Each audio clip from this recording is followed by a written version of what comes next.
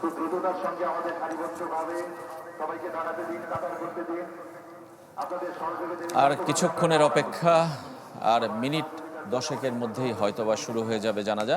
নির্ধারিত সময় দুপুর 2টা, যদিও তার আগে এবং পরে আনুষ্ঠানিকতা আছে। রাষ্ট্রীয়ভাবে সম্মান জানানো হবে বেগম খালেদা জিয়াকে। আমরা দেখছি 3 বাহিনীর সদস্যদেরকে প্রস্তুত থাকতে শেষ শ্রদ্ধা জানানোর জন্য বেগম খালেদা জিয়াকে, 3বারের নির্বাচিত প্রধানমন্ত্রী এবং বাংলাদেশের প্রথম নারী প্রধানমন্ত্রী বেগম খালেদা জিয়াকে শেষ শ্রদ্ধা জানানো হবে।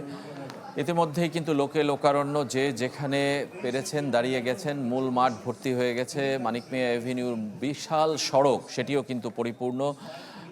মানুষের জনস্রোত কিন্তু একদিকে আমরা বলছিলাম খামারবাড়ি থেকে ফার্মগেট হয়ে কারওয়ান বাজার পর্যন্ত বিস্তৃত, আরেকদিকে কিন্তু বিজয় সরণি পর্যন্ত, আর অন্যদিকে কিন্তু আসাদ গেট পেরিয়ে গেছে।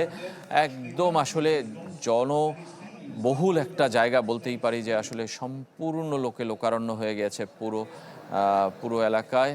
এবং আমরা আমাদের বিভিন্ন ক্যামেরার অ্যাঙ্গেল থেকে আপনাদেরকে দেখানোর চেষ্টা করছি, উপর থেকে এবং নিচের অংশ থেকেও আমরা দেখানোর চেষ্টা করছি মানুষ আসলে কতটা এসেছেন। এবং আমরা বলছিলাম যে সাম্প্রতিক সময়ে বাংলাদেশের এত বড় জমায়েত আর কোনো কিছুতেই হয়নি, এবং এদের বেশিরভাগই আমরা বলবো যে স্বতঃস্ফূর্তভাবে এসছেন। এবং সবাই কিন্তু আসলে যে বিএনপি করেন, রাজনীতি বিএনপি অনুসারী এমনও নয়, কিন্তু শুধুমাত্র বেগম খালেদা জিয়ার নীতির আদর্শ এবং তার যে আসলে একটা মহিমা ছিল, সেটাকে অনুসরণ করেই কিন্তু তারা এসছেন। এবং আমরা দেখতে পাচ্ছি যে তারা কিন্তু সকাল থেকে এসছেন। কেউ কেউ বলেছেন যে আগের রাত থেকেই তারা অবস্থান নিচ্ছেন, কিন্তু শেষ পর্যন্ত কিন্তু নিজের মনের টানেই তারা এসছেন এবং এখনও আসছেন। জনস্রোত কিন্তু থামেনি, যদিও মূল জায়গাটায় সেখানে কিন্তু আসলে ঢোকার অবস্থা এখন আর নেই। নিশি, এই মানে পুরো আবহ দেখে আপনার আসলে কি মনে হচ্ছে যে আসলে বেগম খালেদা জিয়াকে আসলে মানুষ তার মনের অন্তঃস্থল থেকেই আসলে শেষ বিদায় শ্রদ্ধা জানাচ্ছেন? ঠিক তেমনটি মনে হয় আমার, রাজীব, এবং মনে হয় দলমতের ঊর্ধ্বে আসলে এই ভালোবাসা সাধারণ মানুষের, বাংলাদেশের মানুষ দলমত নির্বিশেষে সবাই আমার মনে হয় এই জানাজায় আজকে অংশগ্রহণ করেছে। এবং এত বড় জনস্রোত আমরা আসলে এর আগে কখনো দেখেছি বলে আমার মনে হয় না। এখন ঠিক আর কয়েক মিনিট বাকি, আর মাত্র কয়েক মিনিট বাকি যদি নির্ধারিত সময় শুরু হয়। তবে এখনো আমরা কিন্তু মরদেহটি যে মানে সংসদ ভবনের ভিতরে প্রবেশ করানো হয়েছে, তারপরে কিন্তু আমরা বের করতে দেখিনি এখন পর্যন্ত, কিন্তু মানুষ অবস্থান নিয়েছেন এবং আমরা এর মধ্যে দেখেছি এখনো রাস্তায় বিপুল সংখ্যক মানুষ আমরা দেখতে পাচ্ছি যে তারা এখনো আসছে জানাজা স্থলে দিকে।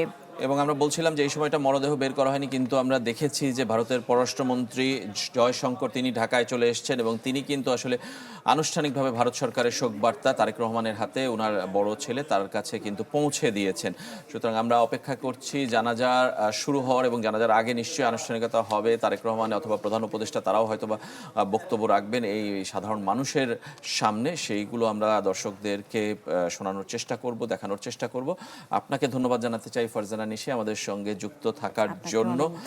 নিশ্চয়ই আমরা পরবর্তীতে আবার আমাদের আরো কোনো সহকর্মীদেরকে যুক্ত করব এবং তার মাধ্যমে আমরা আমাদের এই জানাজার যে আয়োজন, সকাল থেকে আমাদের সহকর্মীরা সর্বাত্মক চেষ্টা করছেন এবং কঠোর পরিশ্রম করছেন এবং তারা আসলে দেখানোর চেষ্টা করছেন প্রতিটি মুহূর্ত। আমরা দেখতে পাচ্ছি যে পেছনে এই যে মঞ্চটি প্রস্তুত করা হয়েছে, যেখানে আসলে মরদেহটি রাখা হবে এবং জানাজা পড়ানো হবে, সেখানে শীর্ষ নেতৃবৃন্দের অনেকেই কিন্তু দাঁড়িয়ে গেছেন, হয়ে গেছে জানাজার কাতারে, তারা অংশগ্রহণ করেছে আমরা দেখতে পাচ্ছি এই মুহূর্তে।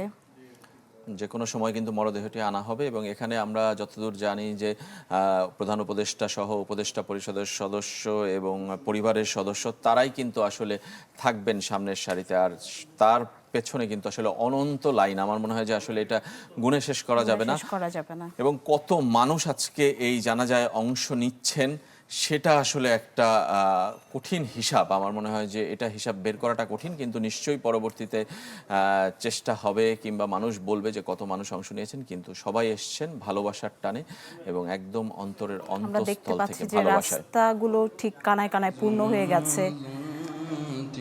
এই মুহূর্তে আমাদের একজন সহকর্মী আমাদের সাথে যুক্ত হবেন, শাহনেওয়াজ বাবলু আছেন আমাদের সাথে যুক্ত হচ্ছেন সংসদ ভবন এলাকা থেকে। বাবলু, আপনি এই মুহূর্তে কি চিত্র দেখতে পাচ্ছেন যদি জানান? ওকে।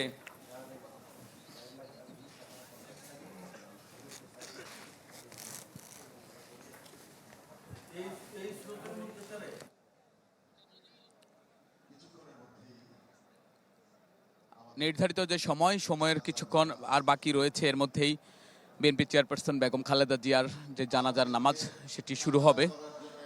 লোকারণ্য বলা যায় সংসদ ভবন এলাকা, আশপাশের সড়কীয় স্রোত বলা যায় একটা জনসমুদ্র। কারণ বাজার, পান্থপথ, ফার্মগেট, তেজগাঁও, বিজয় সরণি, আগারগাঁও, ধানমন্ডি, মিরপুর রোড, আসাদ গেট সব এলাকা এখন নামাজের জানাজার জন্য দাঁড়ানোর জন্য সবাইকে অনুরোধ করা হচ্ছে। যারা অংশ নিয়েছেন তারা জানাজার জন্য দাঁড়াচ্ছেন।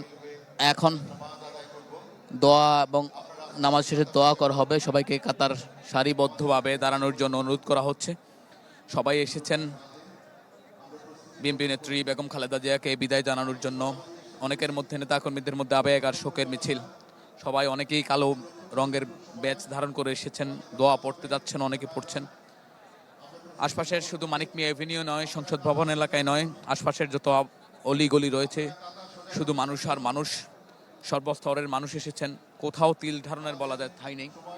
মাইকে নির্দেশনা দেওয়া হচ্ছে সবাইকে যে সুশৃঙ্খলভাবে জানাজায় অংশ নেওয়ার জন্য।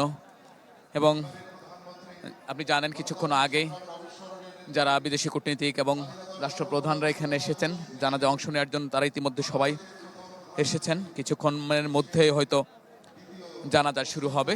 কিন্তু বাংলাদেশের ইতিহাসে যতগুলো জানাজা হয়েছিল এর মধ্যে একটি অন্যতম হয়ে থাকবে বলে ধারণা করা হচ্ছে। শুধু আমি যেহেতু মানিক মিয়া এভিনিউতে রয়েছি, আমার চারপাশে শুধু মানুষ দেখতে পাচ্ছি। আমি এখানে মানুষের ঢল বলা যায়। আমার পেছনে, সামনে, দুই পাশে অসংখ্য মানুষের ঢল।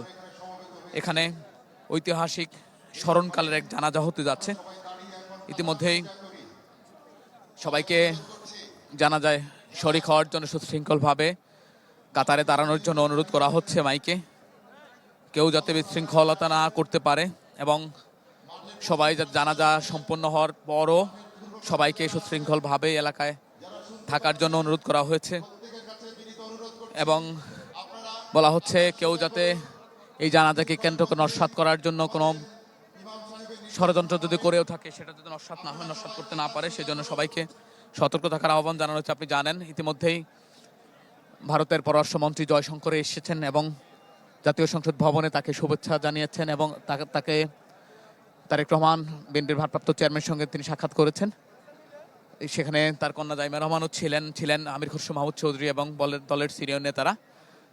বলা যায় দীর্ঘদিন ধরে বিএনপি চেয়ারপারসন বেগম খালেদা জিয়ার যে আপোষহীন নেতৃত্ব, দেশের স্বাধীনতা সার্বভৌমত্বের প্রশ্নে তিনি যে আপোষহীন ছিলেন, গণতন্ত্রের প্রশ্নে যে তিনি আপোষহীন ছিলেন, তারই বহিঃপ্রকাশ আজকের এই জানাজা।